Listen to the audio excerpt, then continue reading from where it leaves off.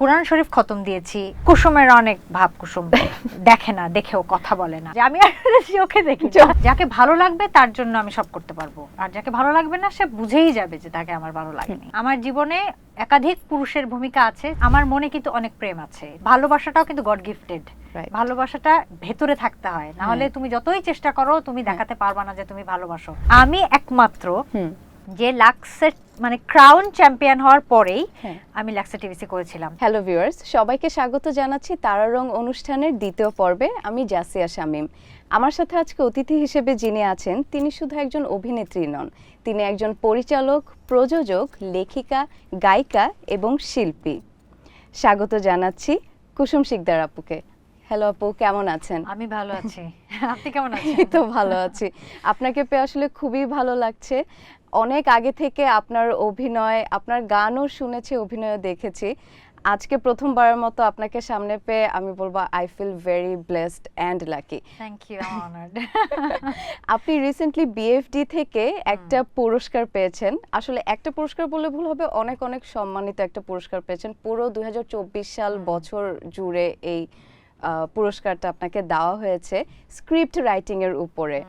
So সেই শরতের জবা নিয়ে যদি কিছু বলতেন, গল্পটা আসলে কিভাবে আপনার মাথায় এলো? ও আচ্ছা, গল্পের কথা বলবো না অ্যাওয়ার্ডের কথা বলবো, কোনটা? আগে একটু গল্পের কথা শুনি, তারপর অ্যাওয়ার্ড কিরকম লাগলো। আচ্ছা, আমি অভিনয় করা কমিয়ে দেই 2016 সালে। এর আগে আমি মাসে বলতে গেলে 28-30 দিনও কাজ করতাম। তো তারপর আমি 2018 থেকে একদমই অভিনয় বন্ধ করে দিই। অভিনয় বলতে বোঝাচ্ছি টেলিভিশন, ফিল্ম, সব মাধ্যমে, তখন ওটিটি ছিল না।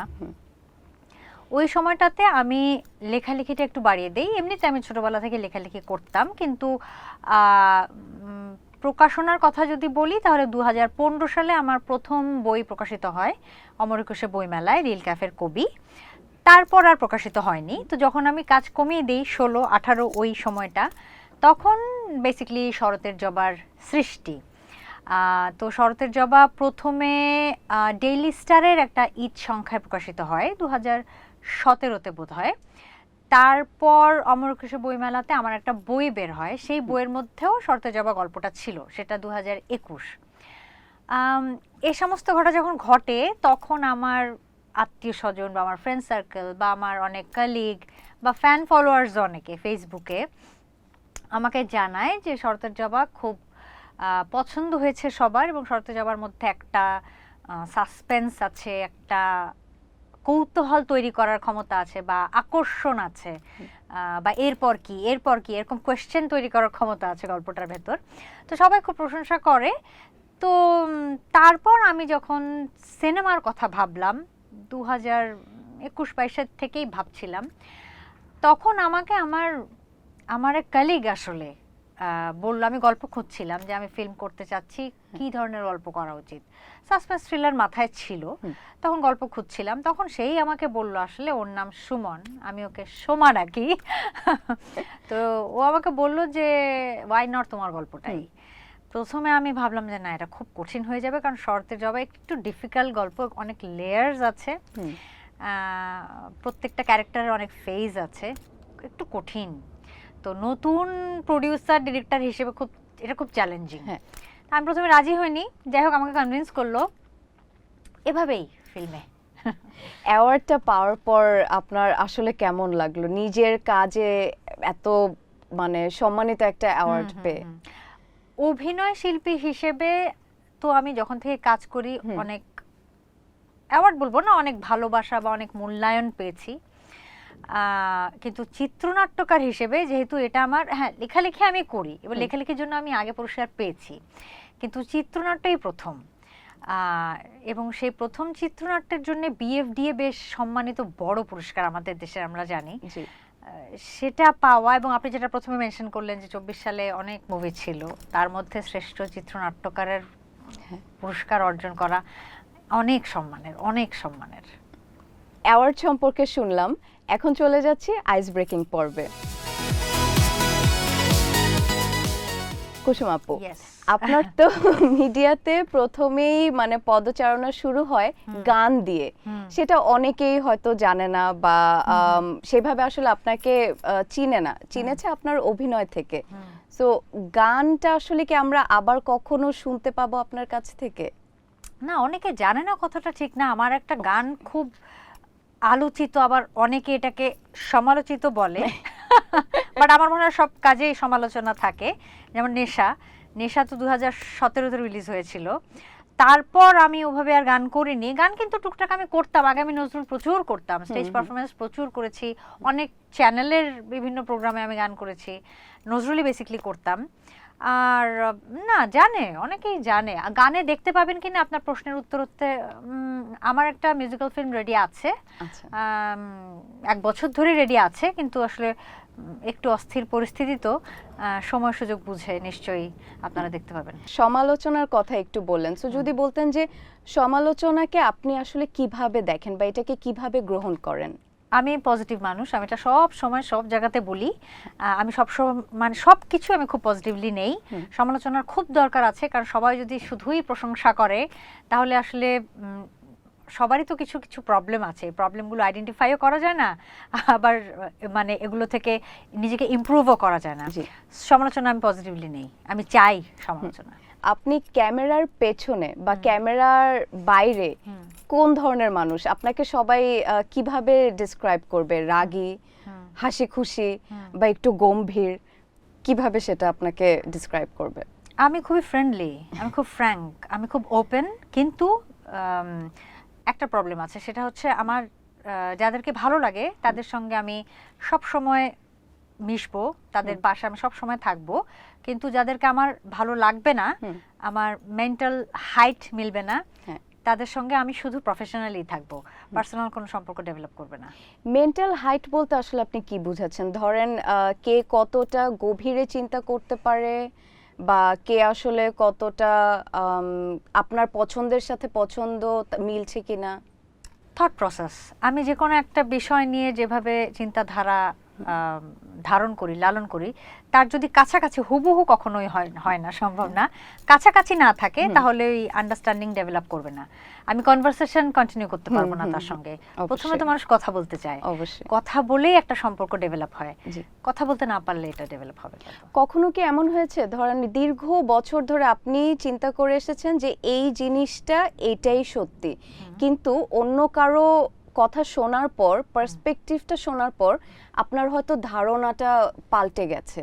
না, এটা অন্য কারো কথাতে হয়নি, জীবনের অভিজ্ঞতাতে হয়েছে। অভিজ্ঞতা, বয়স তো কম না আমার, এক একটা বয়সের আসলে এক একটা সৌন্দর্য আছে, এবং প্রত্যেকটা বয়সেরই যে পয়েন্ট অফ ভিউ বা পার্সপেক্টিভ, ওটা কিন্তু এক এক রকম।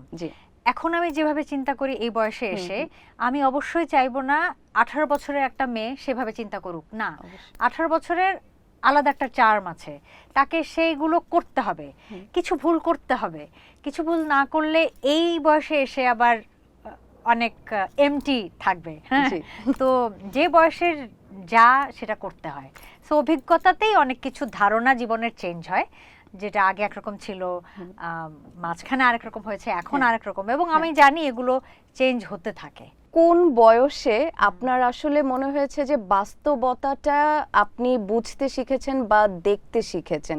একটা বয়স থাকে যখন আমরা খুব হেসে খেলে পার করি, কোনো কিছু হয়তো সিরিয়াসলি নেই না, সবকিছু ইজ লিভিং লাইফ, কিন্তু একটা সময়ের পর আমরা যেটাকে বলি যে ম্যাচুরিটি হয়তো আসে, আমরা বাস্তবতাটা একটু দেখি, সেই বয়সটা আপনার আসলে কোন বয়সে এসেছে? না, এটাকে আমি একটু অন্যভাবে বলতে পারি, সেটা হচ্ছে আমার লাইফটা যেরকম, ছোটবেলা থেকে আমি খুব বিজি, আমি খুব ভালো স্টুডেন্ট ছিলাম, আমার এসএসসি এইচএসসি বা আমার গ্র্যাজুয়েশনের রেজাল্ট খুব ভালো, আমি পিওর সায়েন্সেরই ছিলাম, সো আমার ম্যাথস, ফিজিক্স, বায়োলজি, কেমিস্ট্রি সব ছিল, সো পড়ার প্রেশার অনেক থাকতো। এর সাথে আমি একদম ছোট্টবেলা থেকেই গান শিখতাম, নাচ শিখতাম, সুইমিং শিখতাম, কোরআন শরীফ খতম দিয়েছি। এরপর স্কুলের পরে এত কিছুর পরে আসলে টাইম থাকতো না, কিন্তু তারপরও আমার অনেক বড় ফ্রেন্ড সার্কেল ছিল, তারপরও আমি গেট টুগেদারে যেতাম, আড্ডা দিতাম, কারণ এগুলোর খুব দরকার। এই ব্যাপারটা আমার প্যারেন্টসই আসলে আমার মধ্যে ঢুকিয়েছে যে পড়াশোনা এবং এই যে আদার যে অ্যাক্টিভিটিস, গান, নাচ বা যাই হোক, তার সাথে সাথে যে বন্ধু বান্ধব থাকা, ঘোরাফেরাও জরুরি, এগুলো ছোটবেলা থেকে আমি আমার ফ্যামিলি থেকেই শিখেছি। তো এত কিছুর মধ্যে আসলে ব্যস্ততার মধ্যে ওই যে আপনি যেটা বললেন যে খুব লাইফ এনজয় করা, ওর মধ্যেই করেছি। মানে আমার টাইম ম্যানেজমেন্ট করেই আমি ওটা রুটিন করে করেছি যে এটা আমার পড়ার টাইম, এটা আমার লাইফ এনজয় করার টাইম, এটা আমার আড্ডা মারা পার্টির টাইম, এটা আবার এসে হয়তো বা আমার হুজুরের কাছে পড়ার টাইম বা আমার সুইমিং এর টাইম, আলাদা আলাদা টাইম ম্যানেজমেন্ট আমার করা ছিল। এই তো এইভাবেই। Amazing amazing. আপনি বলেন আপনি খুব ভালো স্টুডেন্ট ছিলেন, জীবনের সবথেকে কম নাম্বার কোন পরীক্ষায় বা কত নাম্বার পেয়েছেন সেটা? স্কুল কলেজে আমি সব সময় 1 থেকে 10, কলেজে তো সিস্টেম চেঞ্জ হয়ে গেল আসলে, মানে সায়েন্স আর্টস কমার্স এভাবে সেকশন আলাদা হয়ে গেল। আমি তো সায়েন্সেই ওই সবচেয়ে ভালো গ্রুপেই ছিলাম। আর স্কুলে 100-তে সবথেকে কম আপনি কত পেয়েছেন? 99? না, আই ডোন্ট রিমেম্বার। আমার 100 বা 99 এরকমই থাকতো। আর হচ্ছে পরেও যখন গ্রাজুয়েশন করি, আমি যখন বিবিএ পড়ি, আমি এনএসইউ স্টুডেন্ট ছিলাম, তখন এরকম হয়েছে, আমার মনে আছে যে আমি 100-তে 100ই পেয়েছি। হ্যাঁ, এরকম অনেক কোর্স ছিল আমাদের।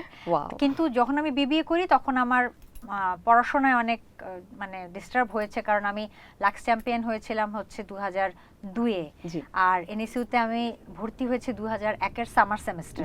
মানে জাস্ট 1 বছরের সময় আমি আমার জীবন পুরো চেঞ্জ হয়ে যায়, আমি সো কল স্টার হয়ে যাই বা পাবলিক ফিগার হওয়ার প্রসেস স্টার্ট হয়। তো তখন আমার পড়াশোনায় কিছুটা ব্যাঘাত ঘটতো, কিন্তু ওই যে আমি তো টাইম ম্যানেজমেন্ট ছোটবেলা থেকেই শিখে গেছি, তো আমি শুটিং করেও। কিন্তু আমার যেটা হয়েছিল সেটা হচ্ছে আমার সাথে যারা ছিল, যারা 012 ব্যাচ এনএসইউতে, যারা 012 ব্যাচ তারা রিলেট করতে পারবে, তাদের থেকে আমার বের হতে, মানে আমার কনভোকেশন গ্রাজুয়েশন 1 বছর লেট হয়েছে। কারণ সবাই হয়তো 4টা কোর্স নিত, আমি সেটা পারতাম না, আমি 3টা কোর্স নিতাম। কিন্তু আমি কখনো গ্যাপ দেইনি, আমার কোনো সি নাই, সি প্লাস নাই, এসব নাই, আমার A A minus, B B plus, এরকমই। এই তো। Wow, you are truly like very talented in many ways. So talented জানি না, মানে আমি খুব focused, I am very focused. এবং মনোযোগ দিয়ে যখন করেন, আই ক্যান সি অ্যান্ড যা শুনলাম আপনি একদম ভালো মতো আসলে করেন, যেটা হওয়া উচিত। এই গুণগুলো বাদ দিয়ে, এই যে আপনি নির্মাতা, গায়িকা, লেখিকা, এই গুণগুলো বা ভালো স্টুডেন্ট বাদ দিয়ে যদি নিজেকে মানুষ হিসেবে পরিচয় দিতে হয়, সেই পরিচয়টা 1 বা 2 শব্দে আপনি আসলে কি বলবেন? নিজের সম্পর্কে কিভাবে এগুলো বলা যায়, এগুলো অন্যরা হয়তো বলতে পারে। তাও ধরেন অনেকে বলে না যে আমি হয়তো একটু নেগেটিভলি হয়তো বলে যে আমি খুব ঘুমাতে পছন্দ করি, আমি ঘুম পাগল। আচ্ছা, আমার নেগেটিভ সাইড আপনি চাচ্ছেন? আচ্ছা, না, it can be positive as well. 1টা বা 2টা শব্দে নিজেকে কিভাবে ডিসক্রাইব করবেন? না, আমি নেগেটিভটা খুঁজে বের করলাম এই চিন্তা করতে করতে। আমার মধ্যে বেশি, আমি বললাম না যে এটা এক ধরনের প্র্যাকটিস, যে আমি প্র্যাকটিস করেই আমার মধ্যে ভালো ব্যাপারগুলো রেখেছি। ভালো ব্যাপারগুলোর মধ্যে আমি কয়েকদিন আগেও বলেছি, 2-3 দিন আগে কোনো একটা ইন্টারভিউতে বললাম যে আমি খুব কৃতজ্ঞ। আমার জন্য কেউ যদি একবার কিছু করে, আমি সেটা মনে রাখি এবং আমি টিল ডেথ চেষ্টা করব তার জন্য করতে, তার বিপদ আপদে বা সে যদি চায়। আমি মিথ্যা কথা পারতপক্ষে বলি না, একদম না। আমার মনে হয় একটা মিথ্যা বললে সেটা কভার করার জন্য 1000টা মিথ্যা কথা বলতে হয়, আনইজি একটা সিচুয়েশনে পড়তে হয়, ডিসকমফর্ট ক্রিয়েট হয় দুটো সম্পর্ক, দুটো মানুষের মধ্যে। কোনো দরকার নাই, একটা ভুল করে ফেললে এটা বলে দিলে ভালো। হ্যাঁ, যদি সরি ফিল করি ভিতর থেকে, গিলটি ফিল করি ভিতর থেকে, বলে দেই। আমি এরকম। আর হচ্ছে আমি অনেক নেচার লাভার, আমি ভীষণ প্রকৃতি পছন্দ করি। আমি আমাদের তো অত সুযোগ নাই ঢাকাতে, বাট যখনই পারি চেষ্টা করি একটু নেচারের কাছাকাছি চলে যেতে। আর আমি খুব উপকার করার চেষ্টা করি মানুষের, বিশেষ করে যাদের প্রয়োজন, যাদের দরকার আর্থিকভাবে বা অন্য কোনো ভাবেও। এটা আমার ভেতর থেকেই আসে। আমার অনেক মায়া এবং আমার এমপ্যাথেটিক, আমি খুব সিম্প্যাথেটিক। তো এটা করার চেষ্টা করি যতদিন আল্লাহ আমাকে ক্ষমতা দিয়েছে। ক্ষমতা না থাকলে তো আমিও পারবো না। আর আমার খারাপ দিক, যেটা আমি বলতে যাচ্ছিলাম, খারাপ দিক হচ্ছে আমি খুব স্টাবর্ন। এবং স্টাবার্ন হওয়ার অনেক ভালো দিকও আছে, যে আমি হ্যাঁ। যেটা বললাম ফোকাস, যে আমি জি। ভালোটা করবই, কিন্তু খারাপ দিকটা হচ্ছে যে সম্পর্কের ব্যাপারে। সম্পর্কের ব্যাপারে আমি খুব জেদি। যদি আমার মনে হয় যে কেউ আমাকে কোনোভাবে অসম্মান করেছে জি। বা ঠিকমতো মূল্যায়ন করেনি জি। বা কোনোভাবে ছোট করেছে, জি। আমি তার সাথে আর নাই, এবং এই নাইটা ইজ ফর এভার। ওর রাশি কোনটা? ভয়ঙ্কর রাশি তো। কোনটা? মেষ, মেষ। এরিস, আচ্ছা, সবচেয়ে প্রথম এরিস। রাশিটা। আচ্ছা আচ্ছা, wow, now it makes sense. আমি এরিসের জোডিয়াক সাইন হচ্ছে, মানে জোডিয়াক সাইন বলে না, চারটা পাঁচটা সাইন তো আছে বোধহয়, যে ফায়ার, ওয়াটার, আর্থ, আরটা যেন কি আছে, fire, Wind, air, air. Air আছে। আমি জি, তো ফায়ার, হ্যাঁ। সো মনে হয় ফায়ারই। না, কিন্তু আপনার সাথে আর্থ সাইনের অনেক মিল আছে। আমি হচ্ছে মকর, ক্যাপ্রিকর্ন, সো আপনার সাথে আমি অনেক মানে মিল। জানুয়ারি, ডিসেম্বর 25, ডিসেম্বর 25, ক্রিসমাস ডে। Christmas, right. তাহলে আপনার জন্মদিনে তো পুরো পৃথিবী পালন করে। হ্যাঁ, আমি ছোটবেলায় যখন টিভিতে কার্টুন নেটওয়ার্কে ক্রিসমাস লাইটস দেখাতো, ওই যে লোগোতে, মনে হতো বার্থডে, আমি বলতাম আমার বার্থডে। Correct correct.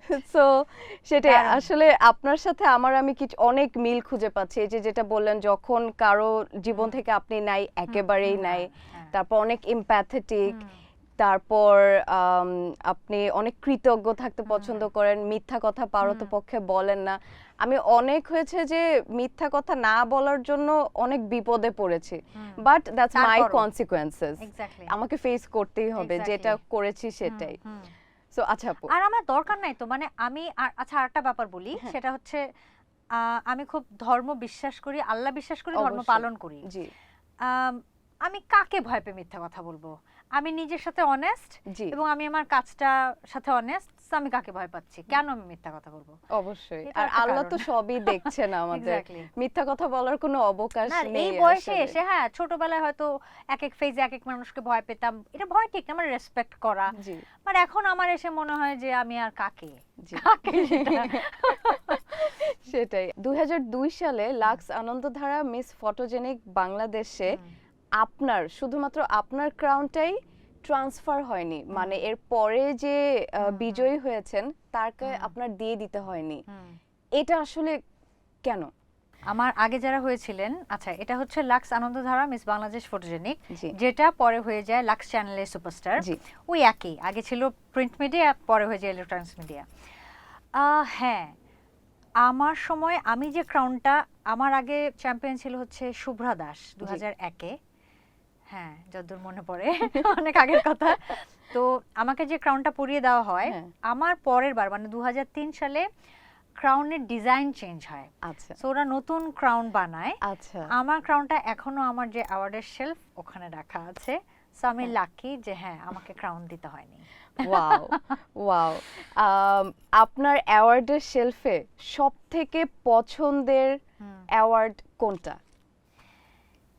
এভাবে তো বলা ঠিক না, প্রত্যেকটা মানে প্রত্যেকটা অ্যাওয়ার্ডই আমার জন্য ইকুয়ালি ইম্পর্টেন্ট, কারণ আমি কালকেও বলেছি, একটু বড় করে আনসারটা দেই। অবশ্যই অনেক অ্যাওয়ার্ড প্রোগ্রাম হয় এখন, এবং আমি যেহেতু 8 বছর পরে কাজ করেছি শরতের জবা, ফিল্ম ধরলে 6 বছর, অভিনয় বললে 8 বছর, এবং ওই যে আমি লাকি, আমি ব্লেসড, নমিনেশন থাকে, অনেক সময় অ্যাওয়ার্ডও থাকে, সেজন্য আমি যাচ্ছি। তো আমাকে প্রশ্ন করা হয়েছিল কয়েকদিন আগে যে এত অ্যাওয়ার্ড প্রোগ্রামে আপনি যাচ্ছেন, কেমন লাগছে? তো আমি বলেছি হ্যাঁ, আমি পজিটিভ, এবং আমাকে ভালোবেসে মূল্যায়ন করলে আমি অবশ্যই সেটা গ্রহণ করব। আমার অনেক অ্যাওয়ার্ড আছে আলহামদুলিল্লাহ। তো সেই প্রসঙ্গেই বললাম যে প্রত্যেকটা অ্যাওয়ার্ডই আমার কাছে ইকুয়ালি ইম্পর্টেন্ট, কিন্তু রাষ্ট্রীয় সম্মাননা সবাই চায়। অনেকে এরকম আছে, আমি উইথ ডিউ রেসপেক্ট বলছি, যে অনেক কাজ করার পরে রাষ্ট্রীয় সম্মাননা কোনো কারণে পায়নি বা দেওয়া হয়নি। তো আমি 3টা মুভির পরেই ন্যাশনাল অ্যাওয়ার্ড পেয়েছি সিনেমার জন্য। অবশ্যই সেই অ্যাওয়ার্ডটাই আমার কাছে একটু বেশি ভালোবাসা। আমাদের ইন্ডাস্ট্রিতে দেখা যায় মেয়েদেরকে ইন্টেলেকচুয়ালি রিপ্রেজেন্ট না করে সেলেবল ভাবে রিপ্রেজেন্ট করছে। এই বিষয়টা আপনি কিভাবে দেখেন?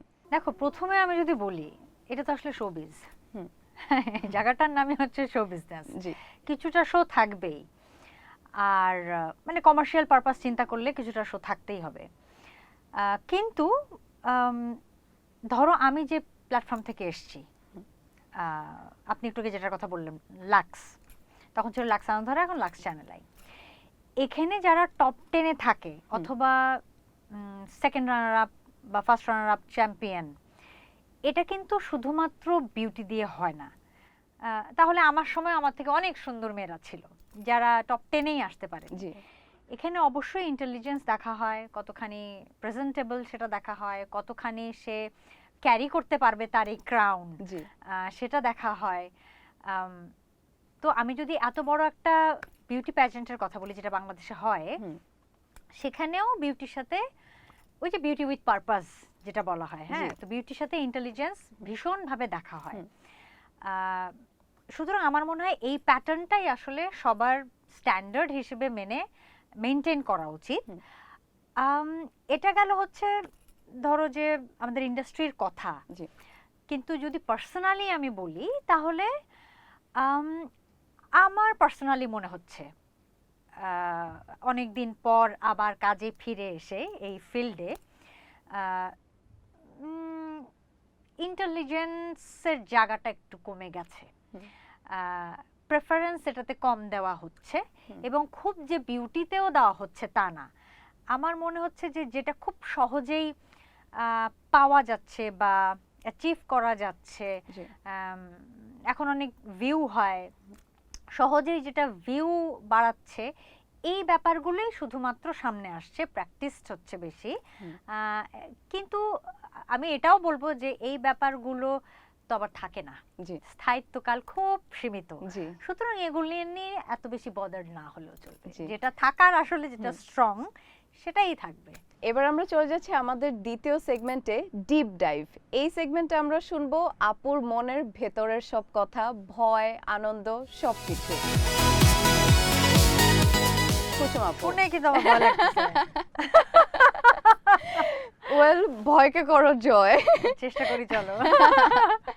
একজন অভিনেত্রী থেকে পরিচালক হওয়ার পেছনে ভয় কি কাজ করছিল নাকি খুব এক্সাইটমেন্ট কাজ করছিল? শরতের জবাতে তো আমি অনেকগুলো দায়িত্ব পালন করেছি, জি, প্রোডিউসার, ডিরেক্টর, স্ক্রিন রাইটার এবং অভিনয় প্রায় 6 বছর পর করা। জি, অ্যাক্টর মানে আবার নতুন 6 বছর মানে সব ভুলে যাওয়ার কথা। তো 4টা দায়িত্ব পালন করা এবং ফিল্মের মতো জায়গা, ভয়ই ছিল বলা যায়। মানে এটা হচ্ছে কি একটা আনন্দ মিশ্রিত ভয়। অবশ্যই অবশ্যই। এমন কি কোনো চরিত্র আছে যেটা আপনি অনেক আগে থেকে, কাজ করার আগে থেকে করতে চেয়েছেন কিন্তু কখনো করা হয়নি? এরকম কিছু নাই, কিন্তু খুব একটা ইন্টারেস্টিং গল্প আছে। এটা আমি 2-1টা জায়গায় কিন্তু বলেছি আগে, সেটাই বলতে পারি। সেটা হচ্ছে আমার মা যখন প্রেগন্যান্ট, আমার মা রবীন্দ্রনাথের খুব ভক্ত। তো তখন আমার বড় ভাই আছে, আমরা এক ভাই এক বোন। তো মা চেয়েছিল মেয়ে হোক ছেলের পরে, এবং তখন মা ঘাটের কথা, রবীন্দ্রনাথের যে গল্পটা আছে ছোট গল্প, সেটা পড়ছিলেন, এবং ঘাটের কথার প্রধান চরিত্রের নাম কুসুম। তো মনে মনে ভাবছিলেন যে যদি মেয়ে হয় নাম রাখবো কুসুম। তো মেয়ে হলো এবং নাম রাখলো যেভাবে চিন্তা করেছিলেন মা, নাম রাখলো কুসুম। ইন্টারেস্টিং ব্যাপার যেটা, সেটা হচ্ছে আমার ক্যারিয়ারের একদম শুরুর দিকে চ্যানেল আই থেকে আমার কাছে ফোন যায় যে নাহিদ আহমেদ পিয়াল একজন ডিরেক্টর আছেন, নামকরা ডিরেক্টর, উনি একটা নাটক বানাবেন, ঘাটের কথা, নাটকের নাম রবীন্দ্রনাথের গল্প, এবং আমাকে তারা চাচ্ছেন কুসুম চরিত্রটা প্লে করার জন্য। তো তখন আমি একদমই নতুন, হয়তো 1-2 বছর হয়েছে আমার কাজ শুরু করেছি, 2003 বা 2004 এর কথা এটা। তো এটা খুব ইন্টারেস্টিং আমার লাগে, এটা আমি অনেক জায়গায় বলেছি আগে, যে সেই কুসুম ক্যারেক্টারই আমি প্লে করলাম, যার নামকরণ মানে যার নামের সাথে মিল রেখেই আপনার নাম হয়েছে। হ্যাঁ, ইন্ডাস্ট্রিতে দীর্ঘ পথ চলার পর আপনি আসলে কি হারিয়েছেন আর কি পেয়েছেন বলে আপনার মনে হয়?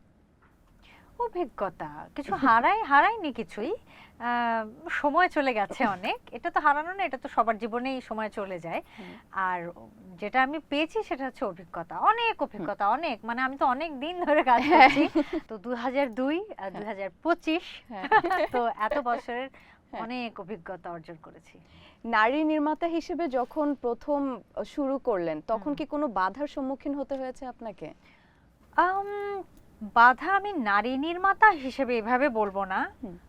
আমি খুব উইমেন এম্পাওয়ারমেন্টে বিশ্বাস করি সব সময়। হ্যাঁ, আমার মনে হয়েছে হ্যাঁ, নতুন নির্মাতা হিসেবে বা নতুন প্রোডিউসার হিসেবে বেশি বলবো এটা, অনেক বাধা ঠিক না, অনেক প্রতারণার শিকার হয়েছি। আচ্ছা, অনেক সীমাবদ্ধতা ছিল। অনেকবারই আমার এরকম মনে হয়েছে আমি বোধহয় পারবো না শেষ করতে বা আমার গন্তব্যে পৌঁছাতে। কিন্তু ওই যে প্রথমে বললাম আমি খুব ফোকাস, খুব স্টাবার্ন। আমার জায়গা আমার মনে হয় অনেকেই হলে ছেড়ে দিত হাল, বাট আমি চেষ্টা করেছি এবং অবশ্যই আমার পরিবারের সহযোগিতা, আল্লাহর রহমত, সবকিছু মিলিয়ে তো আমি আলহামদুলিল্লাহ পেরেছি। যখনই মনে হয়েছে যে আমি এটা পারবো না, হয়তো আমাকে দিয়ে হবে না, পরিবারের একজন ব্যক্তি যে আপনাকে সব থেকে বেশি সাহস জুগিয়েছে সেই ব্যক্তিটাকে? একজনের কথা বললে অন্যায় হবে, তিন চারজন আছে যারা আমার শক্তি, আমার সাহস, আমার সম্পদ, সব খুব গুরুত্বপূর্ণ এরা আমার জীবনে, এরা সবাই ছিল। ছোটবেলায় এরকম কি কখনো প্রশ্ন করেছে কেউ যে কাকে বেশি ভালো লাগে বা কে বেশি আদর করে, মা নাকি বাবা? তখন আপনি কি উত্তর দিতেন? আমি ছোটবেলা থেকেই পাকা, আমি কখনো একজনকে বেছে নেইনি, দুইজনই। শো শুরু করার আগে বলছিলেন চশমার একটা কথা, তো আপনি আসলে কতটুকু কানা? অনেকখানি, এবং এগুলো নিয়ে অনেক মজার গল্প আছে। আমি যখন ইন্ডাস্ট্রিতে নতুন আসি, মানে লাক্স চ্যাম্পিয়ন হওয়ার পরের 1 বছর, তখন তো বিভিন্ন টোগ্রামে ঘন ঘন যেতে হতো, এখন যেমন আর যাইটাই না। তো তখন তো অনেকের সাথেই পরিচয় হয়ে গেছে, অনেক তখনকার সেলিব্রিটি, তখনকার নামকরা অ্যাক্টর, অ্যাক্ট্রেস, মডেল, অনেকের সাথেই তো পরিচয় হয়ে গেছে। তো এরকম বিভিন্ন ইনভিটেশনের প্রোগ্রামে গেলে সবাই পরে এসে কমপ্লেন করতো কুসুমের অনেক ভাব, কুসুম দেখে না, দেখেও কথা বলে না, অনেক ঢং। পরে তারা জানতে পারলো যে আমি চোখে দেখি, পাশ দিয়ে হেঁটে যাচ্ছে, দেখতেই পাচ্ছে না, আমাকে ডাকতে হয় যে এই কুসুম, এই যে আমি। ও আচ্ছা, হ্যাঁ, হ্যালো, আসসালামু আলাইকুম। তো এটা নিয়ে প্রথমে অনেক মিসআন্ডারস্ট্যান্ডিং হতো, পরে তো গ্র্যাজুয়ালি সবাই জেনে গেছে যে আমি দূরের থেকে একটু কম দেখি, কাছে আসলে বুঝতে পারি। লেন্স পরা হয় না কেন আপু? না, আমার জন্মগত প্রবলেম, আমি একদম মানে 4 বছর স্কুলে যাওয়ার আগে থেকে আমি চশমা পরি। আমার স্ফেরিক্যাল, সিলিন্ড্রিক্যাল, প্লাস মাইনাস সব অনেক কমপ্লিকেটেড পাওয়ার। আগে মানে যেহেতু আমি স্কুলে যাওয়ার আগে থেকে চশমা পরেছি, এটা অনেক আগের কথা, তখন আমার পাওয়ারটা লেন্সে ছিল না। এখন হয়তো লেন্সে আছে, কিন্তু আমি যেহেতু ইউজ টু না, আর সো হয়নি। লেন্স আবার আমি কিন্তু কালারড লেন্সও পরি না। হ্যাঁ, আমাকে কখনো আপনি দেখবেন না কোনো ছবিতে আমি কালার লেন্স পরা। এর পেছনে মজার গল্প আছে, বলে দিই সংক্ষেপে গল্পটা। আমি যখন লাক্সের টিভিসি করতে যাই, লাক্স চ্যাম্পিয়ন, আচ্ছা এটাও একটা মজার গল্প। আমি বোধহয় একমাত্র লাক্স স্টার বা লাক্স কি বলে এটাকে, লাক্সের মডেল যে স্টার হওয়ার আগে লাক্সের টিভিসি করেছে। জেনারেলি আমরা কি দেখি, একজন অ্যাক্ট্রেস বা একজন মডেল বা ড্যান্সার বা সিঙ্গার যারা খুব পপুলার, খুব বড় স্টার, তখন তারা লাক্সের টিভিসি করে। আমি একমাত্র যে লাক্সের মানে ক্রাউন চ্যাম্পিয়ন হওয়ার পরেই আমি লাক্সের টিভিসি করেছিলাম। তখনও তো আমি ওইভাবে সেলিব্রিটি না, আমি একটা বিউটি প্যাজেন্টের চ্যাম্পিয়ন হয়েছি, এতটুকুই। তখনই আমি লাক্সের টিভিসি করেছি, পরে আমি স্টার হয়েছি। তো ওই টিভিসিটা করার সময়, ওটা মুম্বাইতে হয়েছিল, একটা শর্ট ছিল এরকম ব্রাউন, হালকা ব্রাউন কালারের লেন্স, সব মডেলই পরে, লাক্সের মডেলরা, আমিও পরেছিলাম, ওরাই পরিয়ে দেয়। তো এরকম একটা শর্ট ছিল, আপনি দেখবেন এখন আমার লাক্সের টিভিসিটাতে একদম মুখে পানির ঝাপটা আসে, আমি এরকম করি। ওটা করার সময় না আমার লেন্সটা একদম উপরে উঠে গিয়েছিল। হ্যাঁ, পরে আমি যখন ওয়াশরুমে যাই মাঝখানে, আমি দেখি আমার এক চোখের লেন্স আছে আর এক চোখে নাই। তো আমি খুঁজতে যেখানে শুট হচ্ছিল ওখানে খুঁজলাম, নাই, কোথাও নাই, ওয়াশরুমে পড়লো কিনা কোথাও নাই। পরে আমি ফিল করলাম যেটা উপরে আছে, মানে চোখের উপরে উঠে গেছে।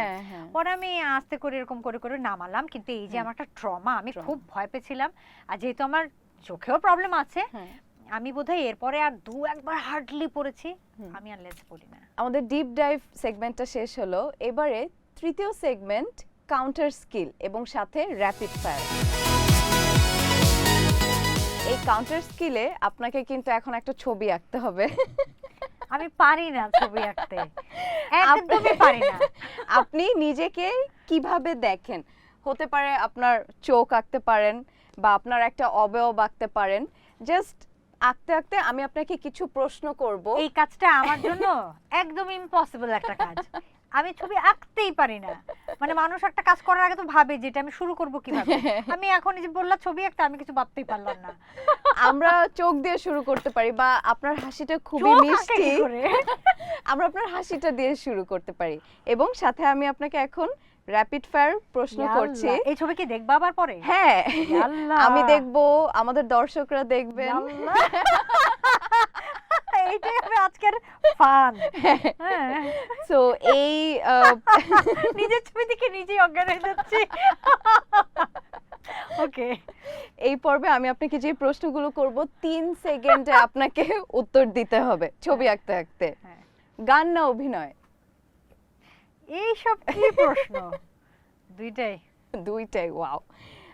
মেইন স্ট্রিম নাকি আর্ট ফিল্ম? আমি এটা তো বিশ্বাসই করি না, গুড ফিল্ম ব্যাড ফিল্ম। ওকে। সোলো ট্রাভেল নাকি travel with a friend or beloved person? So low low low low. Dark room নাকি লাইটফুল একটা রুম? Dark room. ওয়াও। পরিচালনা নাকি অভিনয়? দুইটাই। স্ক্রিপ্ট পড়া নাকি স্ক্রিপ্ট লেখা? দেখা। ওয়াও।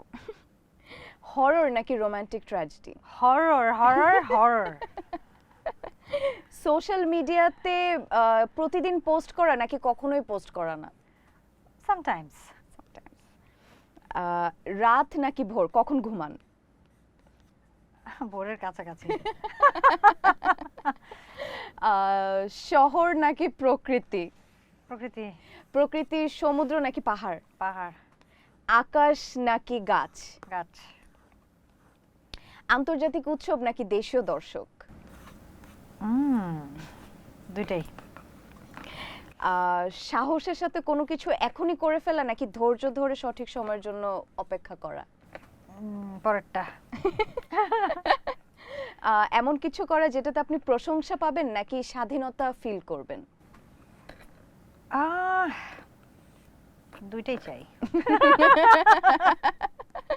এমন একটা দেশের না, এটার জন্য আমি আপনাকে 5 সেকেন্ড দিচ্ছি।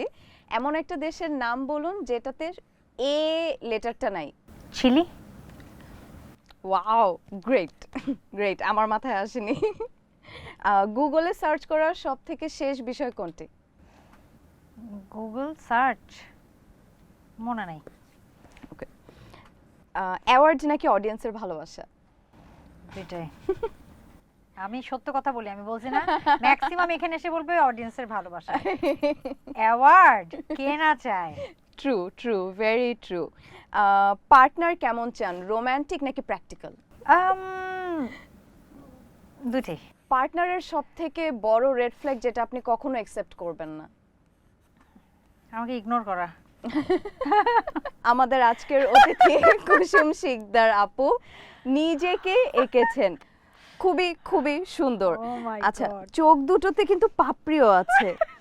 Nice. আমি ভাবছি এই সিটে যদি কোনোদিন চঞ্চল ভাই বসে, সেদিন যদি আমার এই ছবিটা রাখা হয় কি হবে?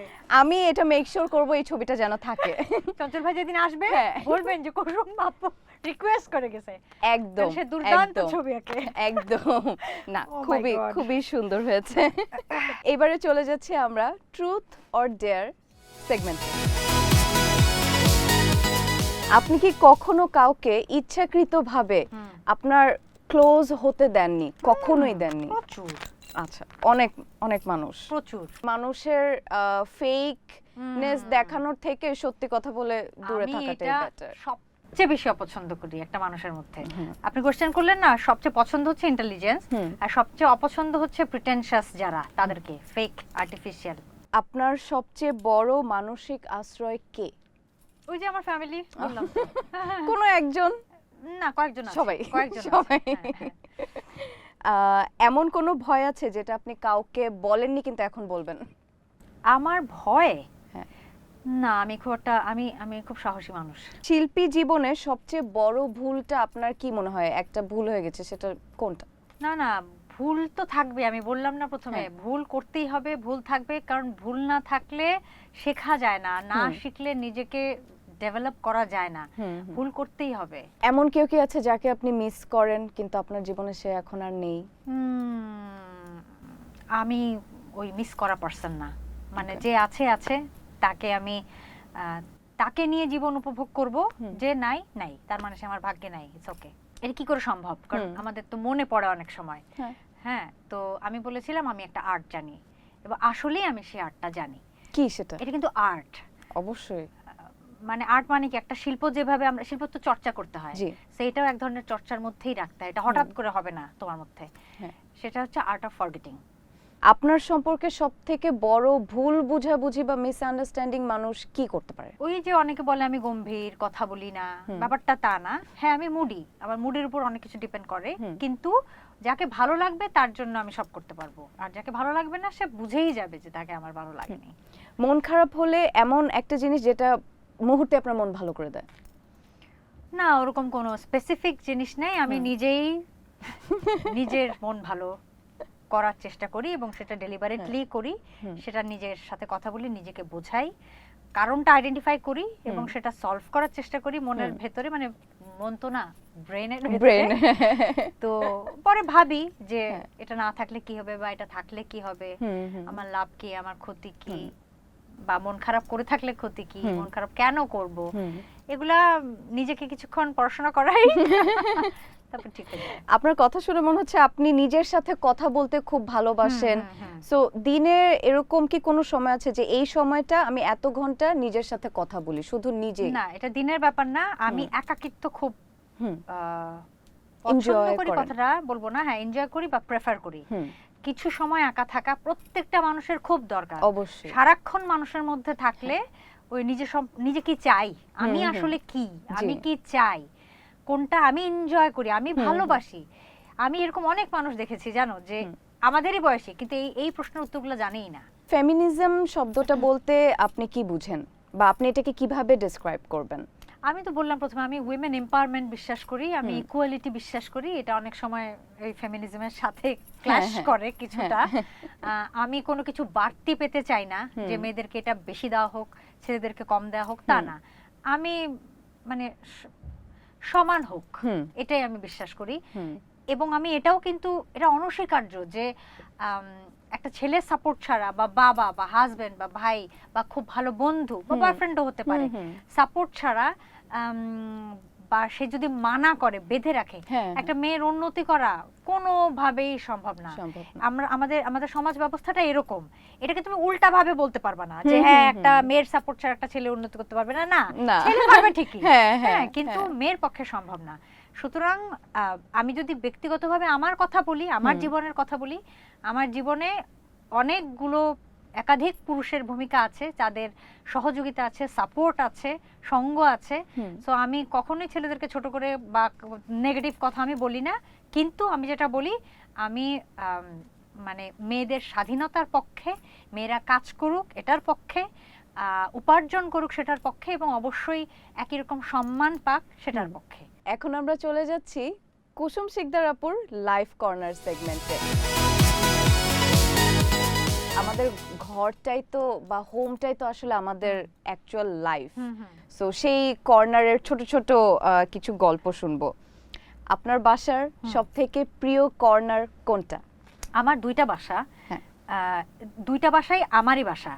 অনেকে অনেকভাবে বলে যে বাবার বাসা, মার বাসা, স্বামীর বাসা, ভাইয়ের বাসা, ওরকম কিছু না, দুইটাই আমার বাসা। দুটোতেই আমি থাকি সমপরিমাণে, দুটোই একদমই থাকার মতো বাসা, মানে একটাতে কাপড় বেশি একটাতে কাপড় কম সেরকম কিছু না, দুইটাই একদম ভরপুর। ফেভারিট কর্নার আমার কিচ্ছু নাই, আমি ভীষণ ঘর সাজাতে, ঘর গুছিয়ে রাখতে, পরিপাটি থাকতে পছন্দ করি। ঘরের, হ্যাঁ আমার হেল্পিং হ্যান্ড অবশ্যই আছে, কিন্তু ঘরের সব কাজই আমি করতে পছন্দ করি নিজে। এটাই তো আমার ফেভারিট কর্নার, কিছু নাই, প্রতিটা কর্নারই আমার কর্নার। আপুর ক্লোজেট কত বড়? আমার অনেক কাপড়, আমার অনেক জুতা, অনেক ব্যাগ, এগুলো নিয়ে হ্যাঁ। মিথ্যা কথা বলি না। কিন্তু আমি আবার খুব দিয়েও দেই, হুম। আমি প্রচুর দেই। আমি জাস্ট মানে গত 3 মাসের মধ্যে আমি বোধহয়, এটা আনবিলিভেবল শোনাবে বাট সত্যি, হুম, হুম। প্রায় 200 জোড়া জুতা আমি দিয়ে দিয়েছি এবং বাহ। তার মধ্যে বলা যায় যে 70-80টা ইনট্যাক্ট। হুম, হুম। তার মানে এই না যে এই 100টা আমি একদিনে কিনেছি, হুম, এগুলো হুম। হয়তো গত 6-7 বছরে কেনা, কিন্তু বিভিন্ন কারণে পরা হয় না। কোভিড এর সময় একটা বড় পিরিয়ড গেছে যে হ্যাঁ। কিছু ইউজ করা হয়নি, হ্যাঁ। তো এগুলো থাকলে তো নষ্ট হয়ে যায়। তো আমি যেটা করি, আমি যখন বুঝতে পারি, হুম। তুমি কিন্তু বুঝতে পারো যে আমার এটা আর পরা হবে না হ্যাঁ। কখনো, হ্যাঁ। তো এরকম ভাবে আমি ভালো থাকা অবস্থাতেই আমার হুম। একটু ফেলে দেই না, আমার হুম। একটু দরিদ্র আত্মীয় স্বজন, হুম, হুম। আশেপাশের লোকজন যারা আছে, হুম। তাদের সামনে আমি স্তূপ করে রাখি, হ্যাঁ। তারাই বেছে বেছে নিয়ে নেয়। হ্যাঁ, আমি এটাও নোটিস করেছি যে আপনি ট্রাভেলের ছবি পোস্ট করেন না। আমার ফেসবুক ফলো করলে হ্যাঁ। তুমি দেখতে পারবে যে আমি কোনো পার্সোনাল ছবি দিই না। হ্যাঁ। আমার অল ফটোশুট বা হুম। প্রোগ্রাম হুম। বা যেটার সাথে মানে কোনোভাবে আমার অভিনয় হুম, হুম। কানেক্টেড হুম। বা আমার মানে আমি যে পাবলিক ফিগার সেটা কানেক্টেড, হুম। এরকম কিছু রিলেট করে সেগুলো আমি দেই। হুম। শুধু ট্রাভেল না, আমি আমার পার্সোনাল লাইফের কিছুই ফেসবুকে দিই না।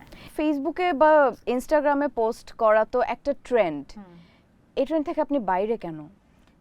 এটা ডেলিবারেটলি, এটা একদম আগে থেকে, এটা একদম আমি যখন মিডিয়া প্রথম তখন থেকেই। হুম। আমার কিন্তু তখনও ফেসবুক ছিল, অনেকে বলে তখন ফেসবুক ছিল না, ফেসবুক অনেক আগে থেকে। আমি হ্যাঁ। যখন নর্থসাউথে পড়ি হ্যাঁ। তখনই আমার ফেসবুক ছিল। হ্যাঁ।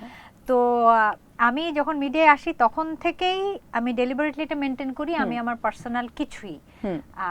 সামনে আনি না। হুম। পার্সোনাল লাইফ প্রফেশনাল লাইফ আমি গুলিয়ে ফেলি না। হুম।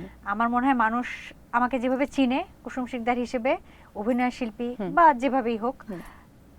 এটা নিয়ে তারা নাড়াচাড়া করুক, এটা হুম, নিয়ে হুম, আলোচনা হুম। সমালোচনা চলুক, হ্যাঁ। আমার ব্যক্তিগত জীবন আমি সামনে আনতে চাই না। আপুর বয়সটা কি আমরা বলতে পারি? আমি সব সময় বয়স বলি 44 প্লাস। আমি যদি Wow. বেঁচে থাকি নেক্সট এপ্রিল ইনশাআল্লাহ। 2026 45 হবে ইনশাআল্লাহ, যদি বেঁচে। ফুড হ্যাবিট, হুম। একটা প্রাণোচ্ছল মন, হুম হুম। Positive mind, positive energy, positive energy.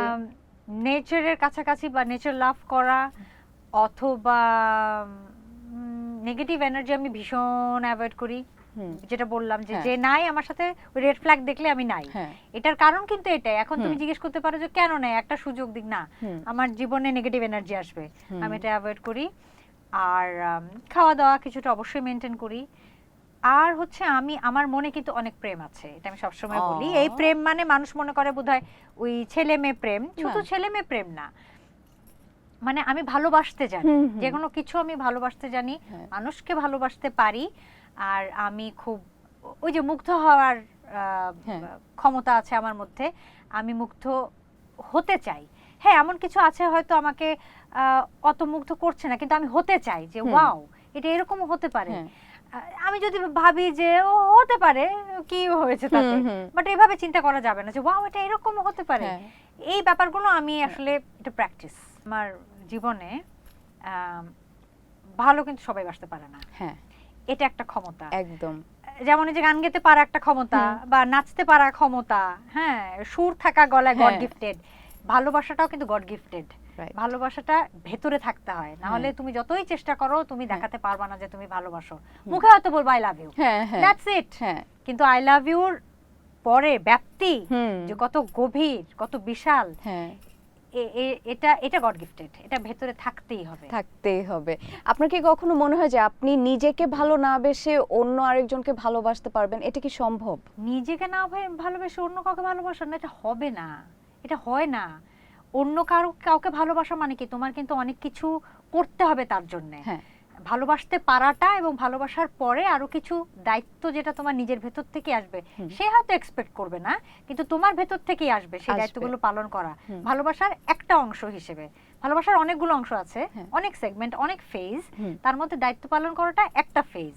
তো সেটা যদি তুমি নিজেকে ভালো না বাসো, তুমি তো সেই দায়িত্বটাই পালন করতে পারবে না। প্রথমে তো নিজেকে ভালোবাসতে হবে। অ্যাবসলিউটলি। কেউ যদি এখন মনে করেন যে নিজেকে ভালোবাসতে পারছে না, হুম। তার সেলফ লাভ শুরুর জন্য ফার্স্ট স্টেপটা কি হতে পারে? ওই যে নিজেকে প্রশ্ন করতে হবে, চোখ বন্ধ করতে হবে, দরকার হলে লাইটটা অফ করতে হবে, আগে একটু ফ্রেশ হতে হবে। হ্যাঁ, এটা অনেকে আমাকে জিজ্ঞেস করে, আমি কিন্তু অনেকবার শাওয়ার নেই। বেস্ট, চুলের জন্য খুব ভালো। এবং আমি প্রথমে হচ্ছে আমার মুখ ধুই, তারপর আমার শোল্ডারে পানি দেই, তারপর বডি, লাস্টে মাথা। তো এটা কিন্তু আসলে গোসল, সেই গোসল না, এটা হচ্ছে মাইন্ড অ্যান্ড বডি ফ্রেশ করা, রিফ্রেশ করা। তো প্রথমে এটা করতে হবে, তারপরে একটু দরকার হলে মোমবাতি জ্বালাতে হবে, একটু লাইট অফ করতে হবে বা একটু অন্ধকার করতে হবে, একটু নিজের ভেতর আস্তে করে শান্তি করে বসতে হবে, চিন্তা করতে হবে। এরকম করলে অনেক প্রশান্তি পাওয়া যায় এবং অনেক প্রশ্ন থাকে অনেক সময় যেগুলা জর্জরিত করে ফেলে জীবনকে। হ্যাঁ, ওগুলোর উত্তর পাওয়া যায়, নিজেকে কাম করা যায় এবং তারপর অন্যের জন্য করা যায়। হ্যাঁ, নিজে অস্থির থাকলে, নিজের মধ্যে অস্থিরতা থাকলে কখনোই তুমি অন্য কারোর জন্য করতে পারবে না, কখনোই হবে না, বরঞ্চ অন্যদেরকে অস্থির করে ছেড়ে দিবে। হ্যাঁ, আপুর বাসায় তো অনেক ক্যান্ডেল আছে। ক্যান্ডেল সিলেকশনের ক্ষেত্রে কোন জিনিসটা আগে দেখেন, ফ্রেগ্রেন্স মানে সুগন্ধি নাকি ডিজাইন? কন্টেনারটা দেখি, আমি একটু লার্জ কিনি। হ্যাঁ, আমার তো সর্বত্র ছড়ানো ছিটানো আছে, ছোট আছে, মিনি আছে, বাট আমার পছন্দ বড়গুলো। আর হচ্ছে আমার খুব বেশি কালারফুল পছন্দ না, লাল টাল নীল পছন্দ না, একটু off white, light pink, light brown, soothing colour, এরকম সুদিং কালার। তো সুদিং কালারের ফ্রেগনেন্স গুলো মোটামুটি সিমিলারই হয়। ধরো ভ্যানিলা হয়, অফ হোয়াইট, বা পিঙ্ক গুলো ধরো রোজ হয়, হালকা ব্রাউনিশ যেগুলো জ্যাসমিন হয়, এরকম স্যান্ডেলউড। হ্যাঁ, সো এগুলো খুব কাছাকাছি থাকে। আপুর প্রিয় রং কোনটা? আমার বা কি কি কি হতে পারে বলো দেখি? ব্ল্যাক পরা আছে। আমার বেসিক দুটো রং প্রিয়, সাদা কালো। ও ওয়াও, আপনি মানুষটাও আসলে ব্ল্যাক এন্ড হোয়াইট, একদম সাদা কালো, সো পারফেক্ট। আপনি খুব সুন্দর অর্নামেন্টস পরে আছেন, নিজেকে সাজাতে খুব পছন্দ করেন। না, আমি প্রোগ্রাম ছাড়া একদম মেকআপ করি না। মেকআপ আসলে নিজেকে সাজানো মানে আমি হচ্ছে গুছিয়ে রাখা। হ্যাঁ, জি, আমি আমার, আচ্ছা আপনার প্রসঙ্গক্রমে অনেক গল্প করছি কিন্তু, হ্যাঁ প্লিজ আই এম লাভিং ইট। আমার মাকে যেটা বলি, আমি এটা আমাদের আগের জেনারেশনে দেখেছি, মা খালাদের মধ্যে ওনারা যেটা করতেন, এখনো করেন, ধরো সবচেয়ে ভালো যে মাকটা সেটা উঠিয়ে রাখবেন গেস্টের জন্য, হ্যাঁ, ভালো যে টেবিল ক্লথটা সেটা উঠিয়ে রাখবেন গেস্টের জন্য। আমি আমার মাকে বলি যে না, নিজের জন্য সবচেয়ে ভালোটা ইউজ করতে হবে, সবচেয়ে ভালো ডিনার সেটটা নিজে ইউজ করো, হ্যাঁ, সবচেয়ে ভালো পোশাকটা নিজে পরো। বেড়াতে যাব, গেস্ট আসবে, তখন পরবো, তখন গুছাবো নিজেকে না। হ্যাঁ, ওটা ঠিক আছে, তুমি প্রেজেন্টেবল থাকবা মানুষের সামনে, কিন্তু ভালো জিনিসগুলো নিজে পরো, নিজে ইউজ করো। আমি এটা মেনটেন করি, এই জন্য আমি সবসময় গুছিয়ে রাখি। মেকআপ আমি প্রোগ্রাম ছাড়া করি না, বাট আমি নিজেকে গুছিয়ে তো রাখি। কোন একটা মেকআপ, ধরেন আমার যেরকম লিপস্টিক, আমি লিপস্টিক ছাড়া বের হবই না কখনো। পেয়ে গেছো, আমি আর কিছু ইউজ করি না, বাইরে যাওয়ার সময় আমি অনলি লিপস্টিক দেই। ওকে, অর্নামেন্টস বা জুয়েলারি সিলেকশনের ক্ষেত্রে কোন মেটালটা আপনি পছন্দ করেন? সব গোল্ড? কি কালার নাকি সব colour? Rose gold, white gold বেশি আছে। এই যে ইদানিং আমাদের, আগে যখন কিনতাম আসলে রোজ গোল্ডটা, তখন আমি যখন থেকে নিজে পারচেজ করা শুরু করেছি, ধরো 2003-04 থেকে, যখন থেকে আর্ন করা স্টার্ট করলাম, তখন এই রোজ গোল্ডটা একটু কম থাকতো, বাংলাদেশে কম থাকতো, দুবাইতে থাকতো বা সিঙ্গাপুরে থাকতো। এখন তো এটা বাংলাদেশে অ্যাভেলেবল। নতুন বছরের শুরুটা আপনি কিভাবে করেন? কোনো প্রতিজ্ঞা বা প্রমিস বা রেজুলেশন দিয়ে, নাকি কিভাবে শুরু হয় নতুন বছরটা? কখনোই মনে পড়ছে না এরকম যে প্রতিজ্ঞা করেছি। প্রতিজ্ঞা তো সেটাই হয় যখন আমি একটা ভুল করেছি, আমি প্রতিজ্ঞা করলাম যে ওটা থেকে সরে আসবো, আর করব না। না, এরকম কিছু না। আমি ভালো চাই, আমি মঙ্গল চাই, আমার ভালোবাসার মানুষ, কাছের মানুষরা সুস্থ থাক। প্রথমত সুস্থ থাকা লাগবে, সুস্থ না থাকলে কিছু করা যায় না। তারপর হচ্ছে আমি দেশকে নিয়েও চিন্তা করি। এই মুহূর্তে আমি অবশ্যই চাই বাংলাদেশের মঙ্গল হোক, বাংলাদেশ শান্ত হোক, স্থির হোক। আপনার রাগ 1 থেকে 10-এর মধ্যে কতটুকু? আমি খুব একটা রাগিটাগি না, আমি রাগা কাইন্ড অফ মানুষ না, তো রেগে আমার লাভ কি? কিন্তু ওই যে বললাম, যদি আমি রেগে যাই ওটা ভয়ঙ্কর হয়, ওটা প্রচন্ড খারাপ। আগে আপনাকে খুব সোশ্যাল লাইফে দেখা যেত, আপনি অনেক সোশ্যালাইজ করতেন, অনেক আড্ডা দিতেন, এখন ওটা একটু কম দেখা যায়। কেন এই চেঞ্জটা এলো? না, এটা বোধহয় ভুল ইনফরমেশন। আচ্ছা, আমি খুব একটা আড্ডাবাজ কখনোই না। আমার নির্দিষ্ট গন্ডি সার্কেল আছে, আমি তার বাইরে কখনো যাই না। মানে যেখানে গিয়ে আমি কমফোর্টেবল ফিল করব না, আমি সেখানে যাব না, যাই না। আমাকে হাজার মেরে ফেললেও আমি ওখানে যাব না। তবে হ্যাঁ, আড্ডা মারার মানে পরিমাণ হ্যাঁ। আগের থেকে অনেক কমে গেছে। এটা বোধহয় বয়সের কারণে। সেলিব্রিটি ক্রাশ যদি বলতে হয় সেটা কে বা কারা? এই টার্মটা যদি ইউজ করি আমি, সেলিব্রিটি ক্রাশ, তাহলে আমার ছোটবেলাতেই যে ছিল এখনো সেই আছে। ইন্ডিয়ান মুভির হিরো ছিল রাহুল রয়, হ্যাঁ। এখনো তাই। এরপর আর ক্রাশ টাশ হয় নাই। উনি কেন আপনার ক্রাশ হলো এতজন থাকতে? ওই সময় আমি বললাম না একটু হরর মুভি পছন্দ করতাম, তো তখন হিন্দি কিছু, রাহুল রয়ের আশিকি খুব পপুলার ছিল, বাট তাছাড়াও হিন্দি কিছু ছবি এসেছিল পরপর, একটু হরর মানে রোমান্টিক ফ্লেভারের মধ্যে হরর ফ্লেভার ছিল, টাচ ছিল, এই কারণে তখন ভাল লাগতো। আর এমনিতে তো গুড লুকিং ছিল। আর পরবর্তীতে অনেকে পছন্দ হয়েছে, আবার অপছন্দ হয়েছে, কিন্তু ওই ছোটবেলার যে ক্রাশটা থাকে যে ও মাই গড ওয়াও, ওইটা আর হয়নি। রাইট। ফেভারিট মুভি কোনটা বা কি কি? ফেভারিট আমার 3টা মুভি অল টাইম। এরপরও প্রচুর মুভি দেখা হয়েছে, কিন্তু আমার মনে হচ্ছে এগুলোকে ছাড়িয়ে কোনো মুভি তেমন যায়নি। নেটফ্লিক্সে এখন অনেক মুভি দেখা হয়, তারপরও যেমন ইনসেন্ডিস আমার একটা ফেভারিট। ডিরেক্টর নাম হচ্ছে ভেনিস ভিলেনোভ, আর হচ্ছে the skin I live in Pedro আলমোদোভারের, আর হচ্ছে ক্রিস্টোফ কিসলোস্কির ট্রিলজি। 3টা মুভি আছে, হোয়াইট, ব্লু, রেড। এগুলো ভালো লাগে কারণ এগুলো বেশ আগে দেখা, সেই যে ধাক্কা লাগা। হ্যাঁ, যেমন ক্রিস্টোফ কিসলোস্কির সবগুলো মুভিতেই, বিশেষ করে এই ট্রিলজি, যেটা ট্রিলজি বলা হয়, এই ছোটবেলা যখন স্কুলে ছিলাম তখন বোধহয় দেখেছিলাম যে এরকম মুভির এন্ডিং হয়, এরকম হতে পারে। এই ধাক্কাটা আমি এখনো ভুলতে পারি না। ইনসেন্টিভস দেখার পর, ইনসেন্টিভস বেশি দিন আগে দেখিনি, বোধহয় 2017 বা 18-তে দেখেছি। লাস্টে যে ধাক্কাটা, এগুলো এখনো ভুলতে পারি না, সে কারণেই। জীবনের প্রথম দেখা মুভি বা ফিল্ম বা সিনেমা হলে সেটা কোনটা ছিল? বাংলাটা মনে আছে, কিয়ামত থেকে কিয়ামত, ওয়াও, মৌসুমী সালমান শাহর, এটা প্রথম হলে দেখা। আর ইংলিশটা যতদূর মনে পড়ছে 97 ইউএসএ তে, টাইটানিক। ফেভারিট মিউজিশিয়ান কে? তো অনেক দীর্ঘ লিস্ট, বড় লিস্ট। এখন আমাদের সময়কার তো তুমি হয়তো রিলেটই করতে পারবা না, চিনতেও পারবা না। পারতে পারি, প্রচুর। এবং এগুলো হচ্ছে সেই ক্রাশের মতো, সবার প্রতি বা সব ব্যান্ডের প্রতি বা ভোকালিস্টের প্রতি বা গিটারিস্টের প্রতি ক্রাশ ছিল। যেমন স্করপিয়ন্স বা ব্রায়ান অ্যাডামস, বা একসময় মাডোনা ছিল, বা আমরা যখন স্কুলে 9-10-এ পড়ি তখন ব্রিটনি স্পিয়ার্স আসলো, বা যদি একটু অন্যভাবে বলি পিঙ্ক ফ্লয়েড, ইয়ানি, স্টিং, আর বাংলাদেশে তো ওয়ারফেজ। মানে আমার প্রত্যেকটা আনসারের মধ্যে দেখছো বোধহয় পারফিউম ছাড়া আমি দুই একটা বলেছি, কিন্তু মিউজিকে কিন্তু আমি আরো বলতে পারবো অনেক, যেগুলো আসলে আমার প্রিয়। কিন্তু ওয়ারফেজের কাকে সবথেকে বেশি ভালো লাগে? সঞ্জয়।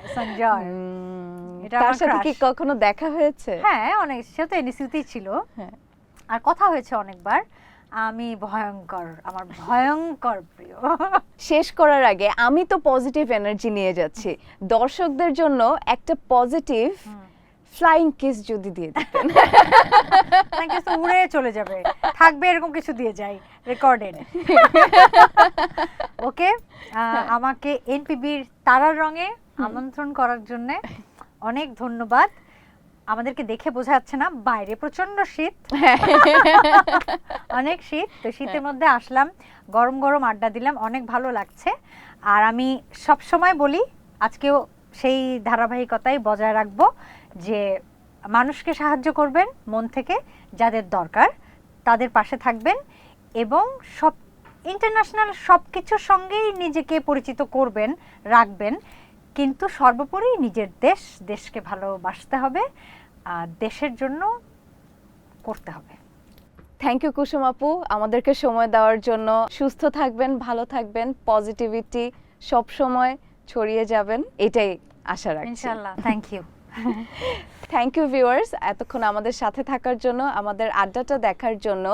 তারার রং অনুষ্ঠানের এর পরের পর্বে আবারও আপনাদের সাথে দেখা হবে, কথা হবে, আড্ডা দেওয়া হবে নতুন আরেকজন অতিথির সাথে।